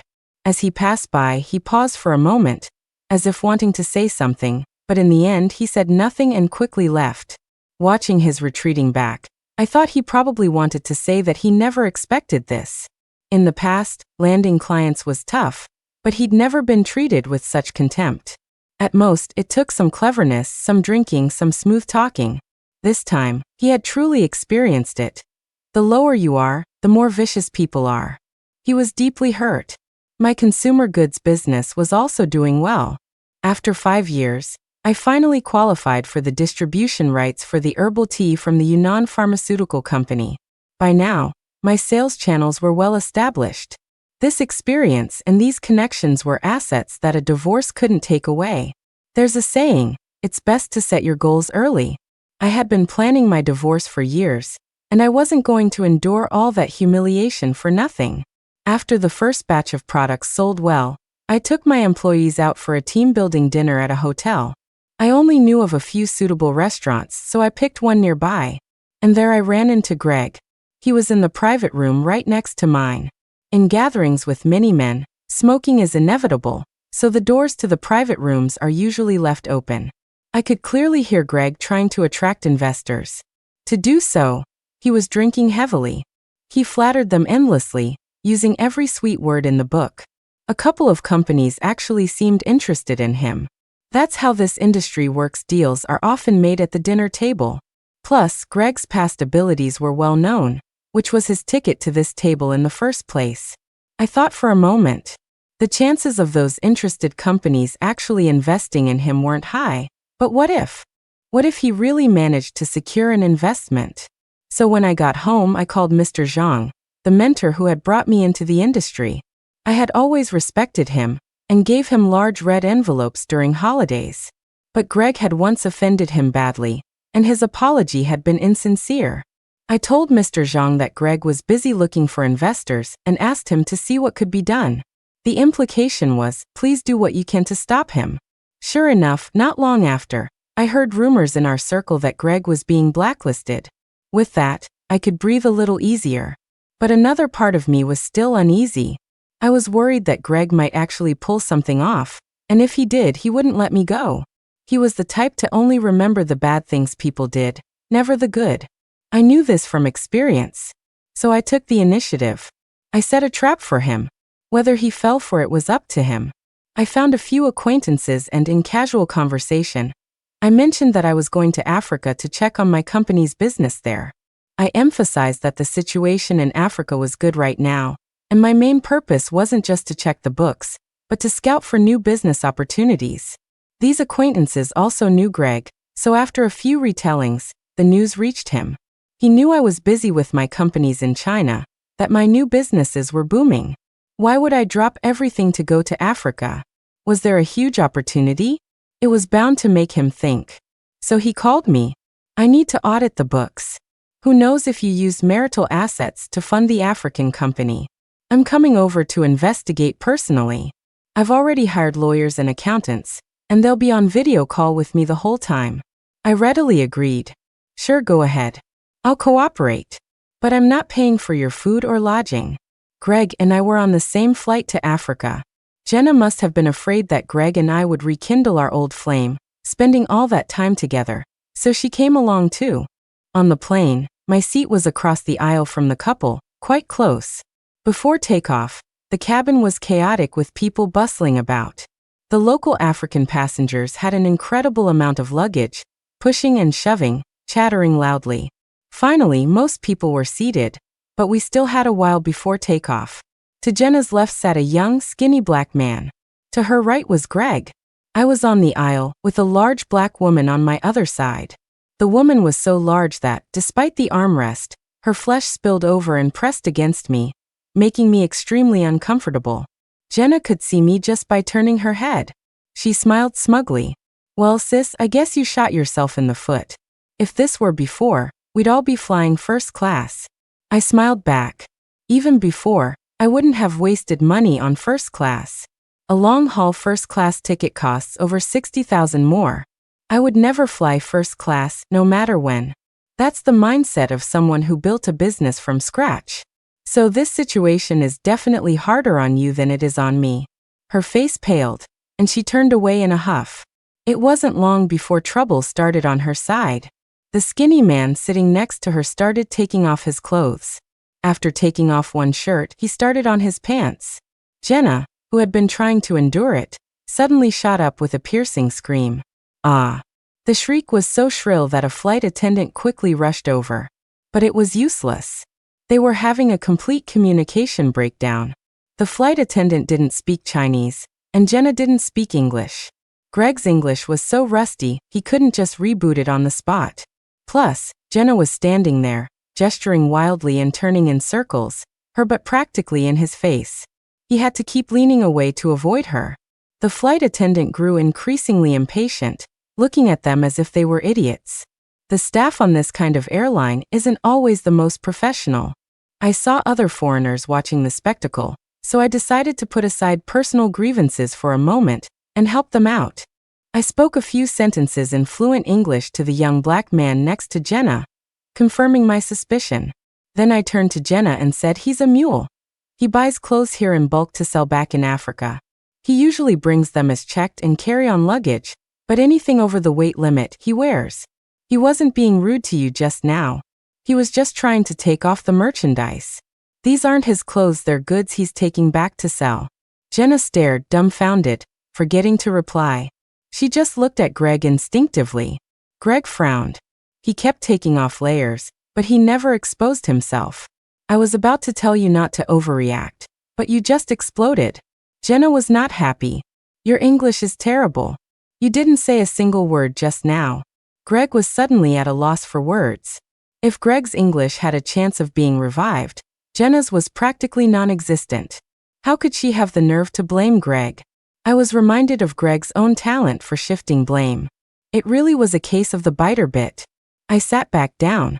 After the first meal, I told the flight attendant not to bring me any more food, as I was going to sleep. The seat was too small, and being squeezed by the large woman next to me was uncomfortable. I took out the sleeping pill I had prepared, swallowed one, and fell into a deep sleep. Sometimes I could feel myself slumping onto the woman next to me. Other times, I could vaguely hear Jenna's side being noisy about something. But mostly, I slept soundly, unaware of where I was, feeling no discomfort. When the plane landed and we were all lining up to get off, Greg was behind me. He said to me with a stiff expression, "Do you have any more of those sleeping pills? Can you give me one for the return trip?" I smiled coldly, hoping that on the return trip, he'd still be in any condition to sleep. I had told Greg he could come to Africa to audit my accounts, but I also said I wouldn't be responsible for his food and lodging. He probably didn't realize the importance of that last part at the time, and didn't make any detailed arrangements. After arriving, the reality of the local situation quickly taught him a lesson.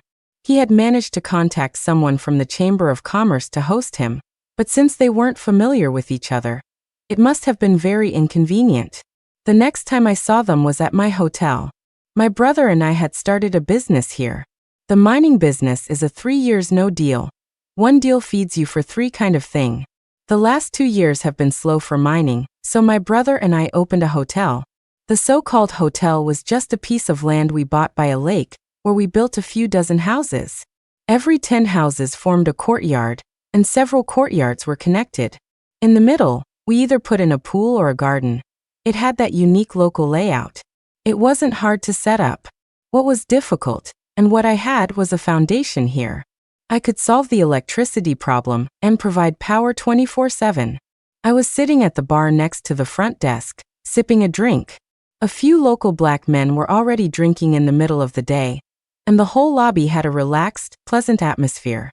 That's when Jenna and Greg walked in. Jenna didn't see me. She walked in and exclaimed, "What a beautiful place. It's like a paradise." "Greg, I want to stay here." Greg sighed and patted her hand. "Let me ask the price." He walked over to the bar and asked cautiously in broken English, "Excuse me, how much is a room for one night?" The front desk clerk glanced at me, as if to say, "Boss, your folks are here." I looked down and ignored him. Greg then noticed I was there, and seemed to relax. It was as if my presence confirmed that the place was indeed good, and he could rest easy. The front desk told him, $150 a night. His brow twitched. The price was clearly a bit steep for him. We had been here for 2 days, and everyone was still adjusting to the time difference. But 2 days was enough for him to get a sense of the local prices. The poor were truly poor, but the rich lived in another world where things were expensive. He turned to Jenna.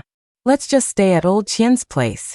It's too expensive here, and I'm not just staying for 2 days. Jenna's face immediately fell. "Greg, I came here with you, and I've already put up with a lot without complaining. I was prepared to rough it with you. Chloe could do it, so I can too. But look at Chloe, she's staying here too, isn't she? At Old Chien's place, one day there's no water, the next there's no power, and the third day there's no water or power. I can't take it anymore. I'm not asking for much, just a few days here to catch my breath, then we can go back to Old Chien's." Greg's brow furrowed, his expression displeased. "Once we leave Old Chien's place, how can we go back? Are you going to say, your place is too shabby, I just needed a break, and now I have to come back? Do you think Old Chien deserves to be bothered by us like that? Why don't you understand these basic social graces?" Jenna's eyes welled up with tears at his words. "All you do is find fault with me," she said, hurt.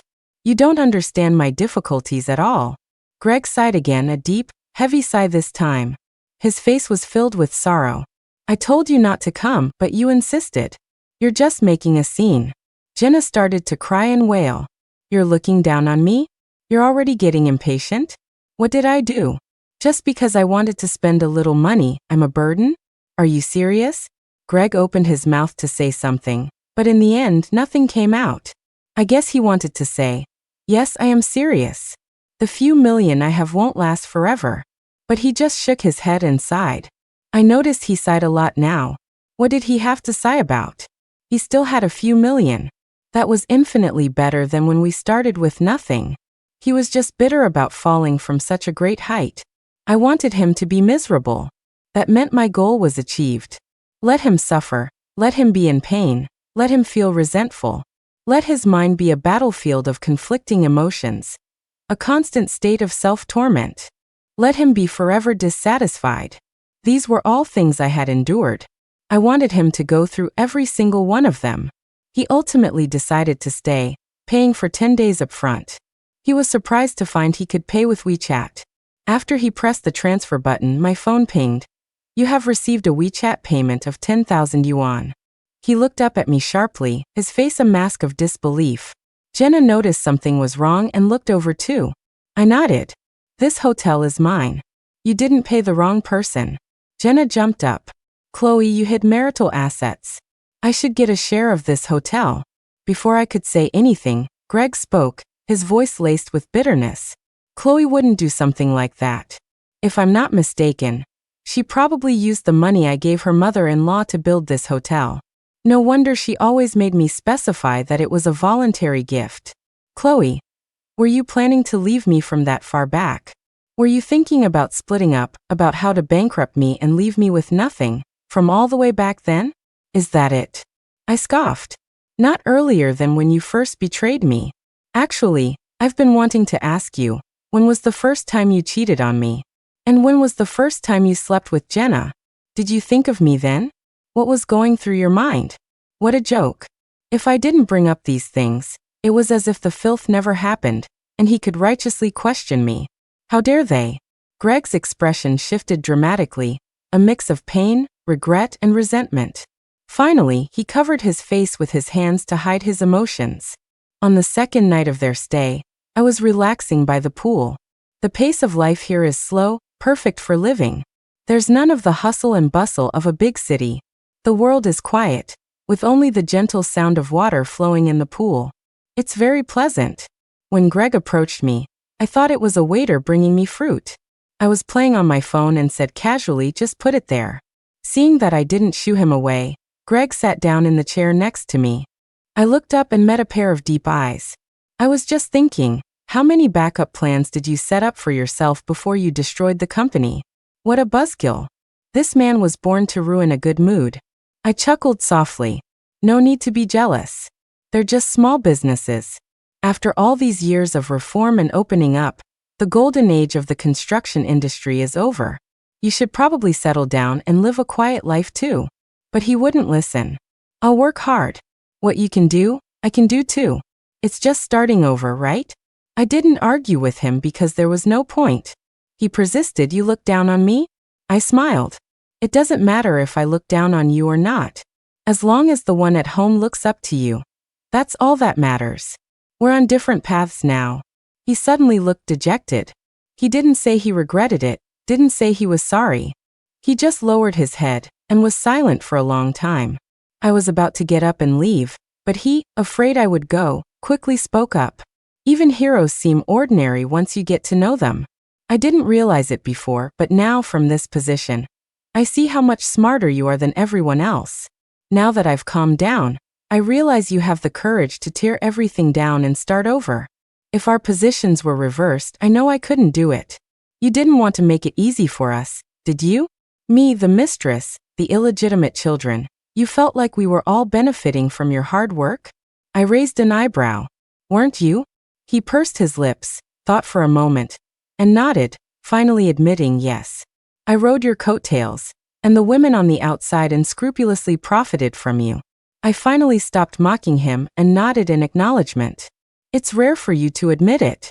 I was thinking, with your personality, you'd probably resent me for the rest of your life. He looked up sharply, as if I had hit a nerve. Then he changed the subject, continuing our conversation. He probably understood that this was likely the only chance we would ever have to talk like this again. Some people are iridescent when you meet them. You know nothing will ever compare. But I didn't cherish you, he said with a bitter smile. I always thought you and other women each had your strengths. You were generous and capable, a perfect wife and homemaker. The women on the outside were sometimes beautiful and gentle, sometimes hot and passionate. And then there are those like Jenna, who are eager to please, suitable as a kept woman. His smile grew even more bitter. From where I stand now, I finally understand that you are worlds apart. You have the power to change the world, while they are just parasitic vines, dependent on men to survive. As for Jenna, I suddenly realized one day that if you threw her into a crowd, I wouldn't even be able to find her. She's so ordinary. To be honest, I haven't even married her. I was considering it for the sake of the 2 kids, but I feel like I'd be settling for so much less. I mean, I'm a graduate from a top university. And her? A vocational school student. I could close my eyes and pick a random person from a crowd, and they'd be better than her. She's just so low class. What did I ever see in her? I burst out laughing. You telling me all this, if your wife hears it, there'll be another scene. What's the point? I'm tired, I'm going to bed. He smiled and waved his hand, asking me to sit down and continue talking. The night was intoxicating. It was a rare sight to see him willing to put aside our grudges and discuss heroes over wine.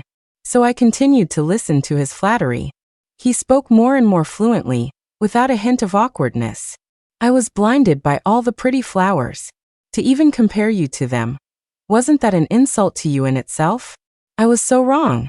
Don't worry, I'm not here to ask for your forgiveness or for you to take me back. I understand that you went to such great lengths to bring me down because you had no intention of reconciling.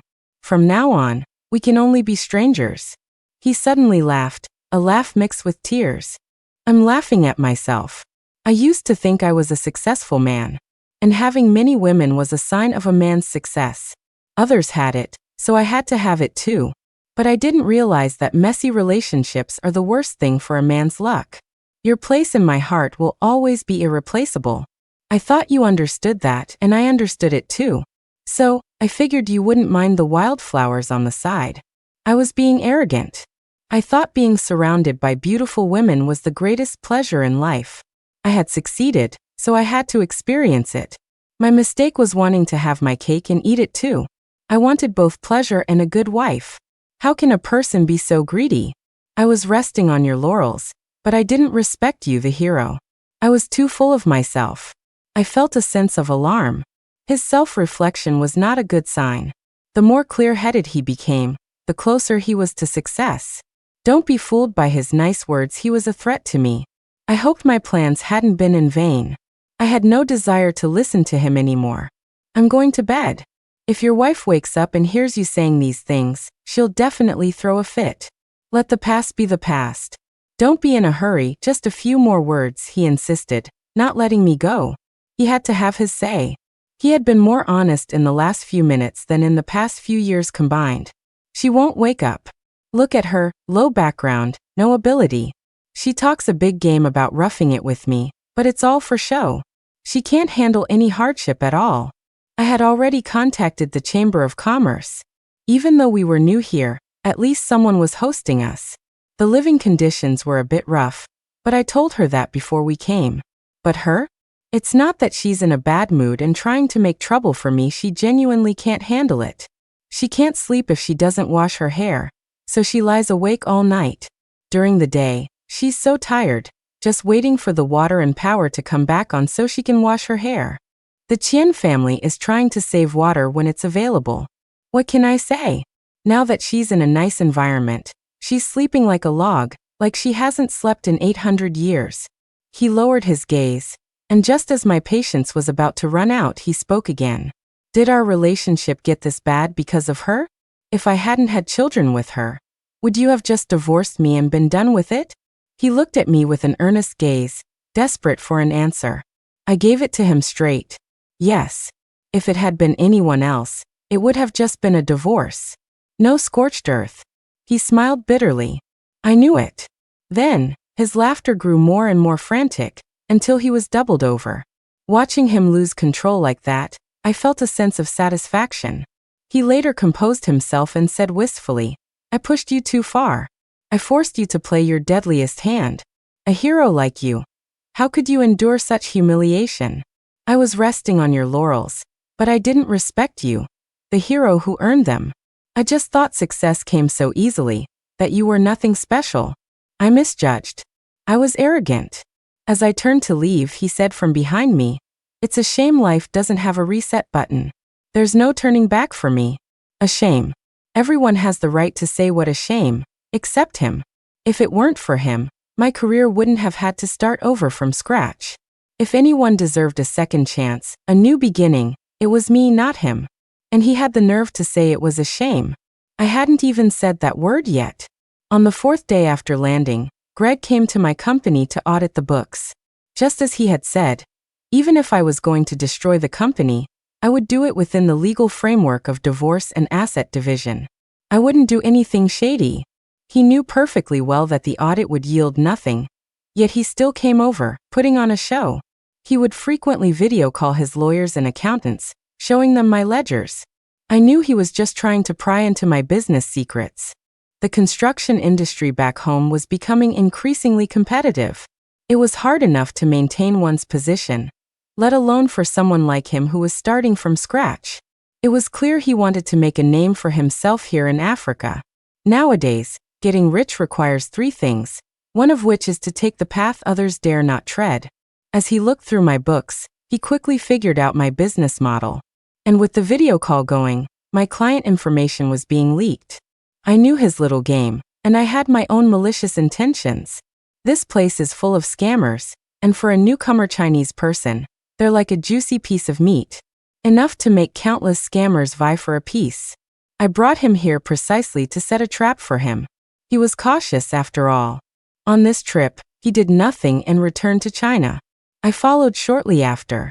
My brother later told me that Greg had come back once by himself, looking around, thinking of renting a place to get into the mining business. But for some reason, he ended up doing nothing and went back again. I was very disappointed. I felt that Greg was indeed very capable. He clearly desired success, yet he could see reality and resist temptation. He could almost fight against human nature itself. I felt a strong sense of defeat. Just then, I got news from my mom. She heard from relatives that Jenna had taken the money Greg was going to use for business and invested it in the stock market, losing more than half of it.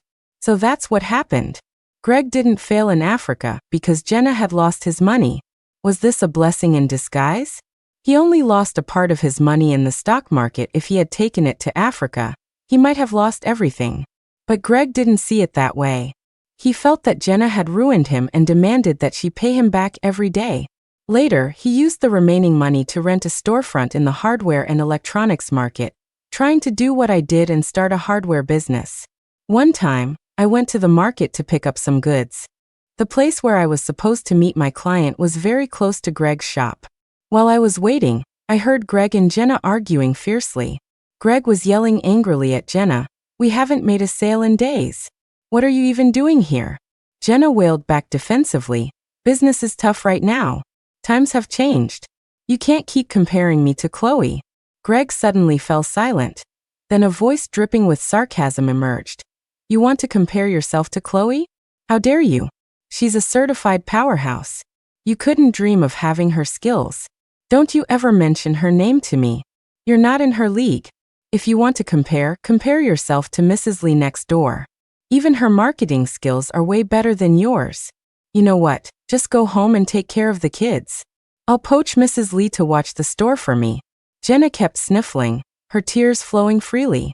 She choked out, "My whole life, my relatives have looked down on me. Now you're doing it too.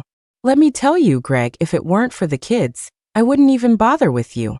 You want Mrs. Lee to come over? Can you even afford to pay her?" Greg was fuming, shouting in frustration, "If I hire Mrs. Lee, or even a regular employee, my store might have a chance. If I keep you here, I'm doomed. You're mediocre and you know it. Why can't you just admit it? It's not that people look down on you, it's that you're genuinely not good enough. Face reality." Jenna suddenly let out a cold laugh. "My whole life, the only thing I ever beat Chloe at was stealing you from her. And I have you to thank for being so cooperative. Otherwise, I would have never won against her, not once in my life." Greg suddenly stopped talking. Then, I heard the sound of a man crying, a low sobbing coming from inside the store. "I'm sorry, Chloe. It was my filth that sullied your dream. You did the right thing by destroying the company. I deserved it. This is what I get." For the first time ever, I heard Greg apologize to me. He had said sorry before, but those were just empty words to placate me, a temporary measure before he quickly went back to his mistress. This was the first time I had heard an apology that sounded truly heartfelt. He was the type who would rather lose than admit defeat. Even if he realized he was wrong, he would never apologize to me. Not to mention his habit of shifting blame.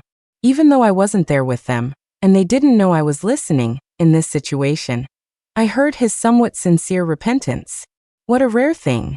Later, I ran into Greg multiple times at various construction sites. Just as Vice President Zhang had told me years ago, the hardware store business would only get harder. So whenever I saw Greg, he was either being left to wait endlessly on the sidelines or being dragged and pushed out the door. The expression on Greg's face changed from initial embarrassment to numbness. He increasingly looked like a beggar, exuding an aura of desperation. One more time, as I was passing his hardware store, I heard a huge fight inside. This time, the argument was different. Greg and Jenna had lost all sense of civility and were just slinging vulgarities at each other. A stream of profanity-laced insults filled the air, and I quickly left the scene. On my way back, I had to pass by again. This time, I saw Greg's son and daughter. The two children were cute, but they were filthy, and their clothes were a size too small, their pant legs riding up their ankles. I suddenly smiled. I couldn't imagine them in their previous life, attending private preschool and expensive extracurricular classes.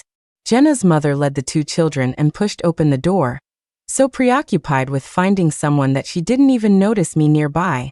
I once again overheard their family drama.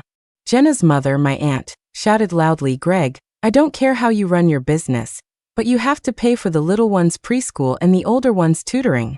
Greg snorted. "I have no money. You can have my life, but not my money." Jenna's mom lost it. "Greg, those are your children too. You have a responsibility. Now you're living in my house, eating my food, and I'm using my retirement pension to help raise your kids. Is this how you treat me? For the past 2 years, you've been messing around, completely ignoring the children. They're sick one day, at the hospital the next. Have you ever cared? It's been me and my husband running around. I've worried myself sick these past 2 years. My hair has turned white overnight, haven't you seen? Do you have a conscience?" The battle-hardened Greg snorted again. "When your daughter was seducing me, you didn't have this attitude. Every time I came to your house, you practically worshipped me. Now you're kicking me when I'm down? Let me tell you, that doesn't work on me." Jenna's mom sat down on the floor with a thud and started wailing, kicking her legs. "You heartless monster! How did our family end up with a piece of work like you?" Greg was unmoved. He continued nonchalantly, "I had a chance to make a comeback. If it weren't for your daughter losing money in the stock market, I might have succeeded. Now you're asking me for money? I don't have any. Go ask your daughter." Jenna's mom saw that crying wasn't working. Her wails subsided, and she pulled herself together. "My daughter is like this. She was born without any talent. You were willing to be with her back then, and now you're complaining." Greg scoffed. "She has no talent? Her talent is huge. I never wanted anything to do with her in the first place. She's the one who relentlessly seduced me. You know what? Since the family is short on money, why don't you let her go out and sell herself? That's what she's good at." Jenna's mom tried to say something, but Greg cut her off. "She'll make a lot of money selling herself. When she does, tell her to pay back the money she costs me. I still want to invest in Africa." I was shocked. I had expected them to turn on each other, but I never thought it would be this brutal. Jenna's mom suddenly went silent. Then Greg's voice came through. "Hey, old lady, don't just faint on me now. My kids still need you to raise them. Does your chest hurt or your head? Never mind, I'll just call an ambulance for you." There was no more show to watch, so I left. Later, I heard that Jenna's mom had a stroke and was hospitalized. Fortunately, she was treated in time and was fine when she was discharged. But the responsibility of taking care of her grandchildren still fell on her. She was constantly running around in all kinds of weather. It seemed she would have been better off if she had been sicker. During the busiest time at the end of the year, I received a long text message from Greg. Because it was so long, my phone didn't flag it as spam. He still didn't apologize or say he regretted anything, but he told me about his future plans, and every word was filled with remorse. How ridiculous. Many people only regret their crimes after they're caught and punished. When they're getting away with it, you don't see any remorse. Greg was the same. If I hadn't stepped in to punish him, he'd probably still be scheming how to keep me miserable and too afraid to ask for a divorce. In the text, Greg said he was going to the South to start over in a new city. The social circles here were familiar, but everyone had watched him fall from the peak and was now just watching him for entertainment, full of malice. He said he had watched a video about a fugitive who, because he couldn't use his ID, had worked illegally on construction sites for over a decade, and had still managed to make a fortune. He was preparing to endure the same hardship to build a new career. He said he would return in glory, that he had faith in himself. He then added, presumptuously, "If I succeed, if I can stand shoulder to shoulder with you, would you be willing to give me another chance?" After reading that sentence, I couldn't help but laugh out loud. This man was delusional. He thought that because I had punished him, we were even, and all our past grievances could just be forgotten. Did he think I had no regrets about tearing down the empire I had built with my own hands, just to drag him down with me out of spite? I wanted to tear him limb from limb. As adults, we just don't show it on the surface. Where did he get the confidence that I would just forgive and forget? Just because we didn't end up fighting that night by the pool, he thought I'd give him another chance? I was just setting a trap for him, wanting him to walk right into it. My mom told me that right after Greg left, Jenna also left home. Whether they went to the same place, no one knew. A long time later, Greg sent me a message. He didn't say where he was. It was just one sentence. A true powerhouse dares to start a business, dares to be a pioneer, and has the courage to tear everything down and start over. I truly admire you. Chloe, I'm also starting from scratch now. It's hard, really hard. When I said I understood you before, it was just on the surface. Now that I'm actually doing it, I know what it feels like to be in hell. I will persevere, temper my will, establish my goals, and reshape myself into a different person. I'll accept the compliments. I know I deserve them. A true leading lady doesn't just decide to get serious about her career after getting her heart broken. She always knows what she wants, what price she has to pay, and she dedicates herself to hard work from start to finish, her original intentions unwavering. I don't care for his regrets. As for him, he can go wherever he wants, as long as he stays out of my sight. On my birthday, I went to the beach in the neighboring city and set off a magnificent fireworks show for myself. Beautiful, enormous fireworks shot into the sky one after another. I jumped up and down with joy like a fool. Honestly, people are happiest when they're being a little foolish. There were times when I was incredibly depressed, just barely enduring the immense pain in my heart. Watching Greg and his little lover squander my hard-earned money, I wanted to die. Greg had once put on a fireworks show for his favorite mistress on a beach in a southern resort town.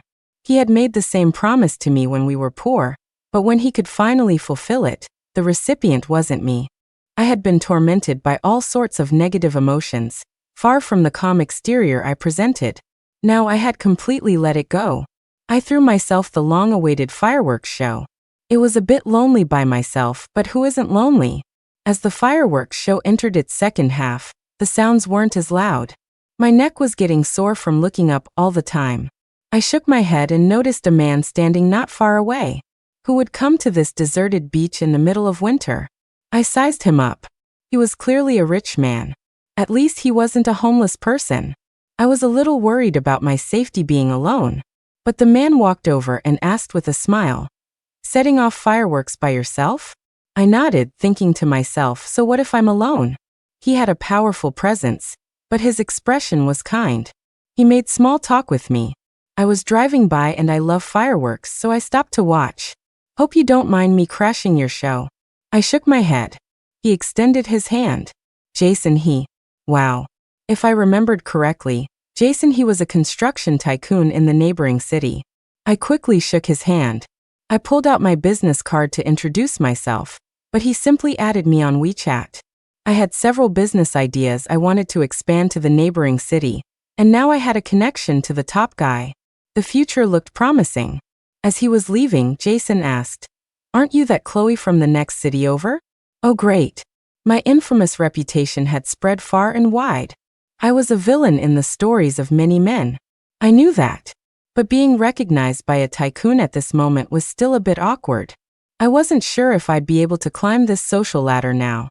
I looked at Jason nervously. He opened his car door about to get in, then paused. He turned to me and gave me a thumbs up. "You're a legend. I look forward to getting to know you. If you ever need anything, come find me." My heart truly felt like a firework had just exploded inside. 3 years passed in a flash. My career was back at its peak. Although not as grand as during the height of my time with Greg, it was still formidable. After all, times were different. The period back then was truly the most prosperous era for the entire construction industry. So to have achieved what I have now is no small feat. News came from my mom again. Jenna and Greg had been gone for 3 years without a word. Jenna's mother was struggling to raise the 2 children. Jenna's father was obsessed with fishing and utterly useless, only able to offer a helping hand now and then. And so Jenna's mother, my aunt, the same woman who had once flaunted her triumph in front of my mother, had another stroke. This time it was severe. She was said to be paralyzed and bedridden, with one side of her face drooping. The children needed someone to take care of them. Jenna finally returned. But then something strange happened. On the very night she came back, Greg's parents, who had been playing dead and retiring in Hainan with a supposed severe asthma condition, also returned. The next day, they took the children away. The relatives were baffled, and the rumors grew wilder and wilder. Later, Greg sent me a text message warning me. Jenna went into sex work and caught something incurable. Be careful, she wants revenge on society, and you're her most likely target. She's been trying to contact me for years. I've ignored her, but I know what she's thinking. She's insanely jealous of you and hates you for destroying her dream of being a rich man's wife. I was genuinely scared, so I hired bodyguards to accompany me everywhere. One day in the underground parking garage, as I was looking for my car, a figure suddenly lunged at me, holding what looked like a weapon.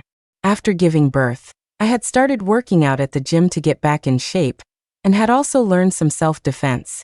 It paid off. I executed a shoulder throw and pinned the person to the ground. It was indeed Jenna. Pinned beneath me, she was still waving a syringe in one hand, not giving up. The two bodyguards quickly rushed over and subdued her. We called the police together. Jenna would be spending a long time in jail. She really did have a disease. Greg's parents had come back so suddenly to take the children because they were afraid of them getting infected.